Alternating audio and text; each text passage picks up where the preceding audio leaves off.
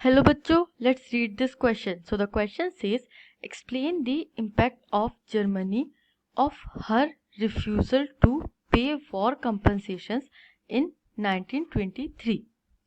अब 1923 ईयर में आते आते जर्मनी के ऊपर जो वॉर कंपनसेशन लगाया गया था, जो 6 मिलियन पाउंड जो वॉर कंपनसेशन देने को कहा गया था, वो देने के लिए जर्मनी रिफ्यूज कर देती है। तो इसका क्या इम्पैक्ट होता है जर्मनी के ऊपर? Let's see the answer. So let's see the key concept first. The key concept is economic crisis in Germany.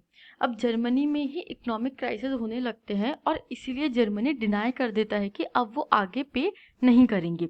So the first point is France occupied Ruhr, the leading industrial and mineral rich area. Second, Germany retaliated with passive resistance and printed paper currency recklessly. With too much paper currency in circulation, the value of German mark fell drastically. The third point is, due to fall in the value of mark, prices of goods soared and Germany fail into hyper inflation. अब यहाँ पे एक के बाद एक effects लिखे हैं. सबसे पहले क्या होता है, जैसे ही जर्मनी डिनाई करता है अपना कंपनसेशन अमाउंट देने के लिए, तो फ्रांस ऑक्यूपाई कर लेता है जर्मनी का एक रिसोर्स रिच और इंडस्ट्रियली लीडिंग एरिया रूर को.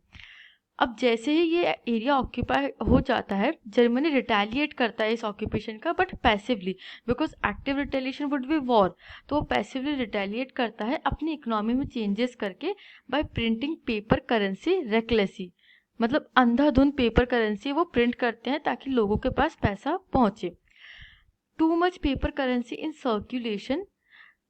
Due to too much paper currency in circulation the value of German mark fail.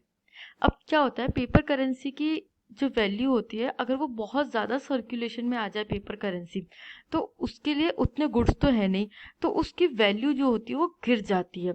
And hence the value of German mark also fail drastically. बहुत एक drastic तरीके से अचानक बहुत ज़्यादा value गिर गई. Due to this fall in value of mark prices, mark is the currency of Germany, mark prices of goods soared, जो भी चीज़ों के प्राइसेस थे वो बहुत ज़्यादा हाई हो गए. And this led to hyperinflation. Hyperinflation means out of control situation जो हो जाती है, ऐसी सिचुएशन में जर्मनी पहुंच गया. So I hope you understood this question. Thank you and best of luck.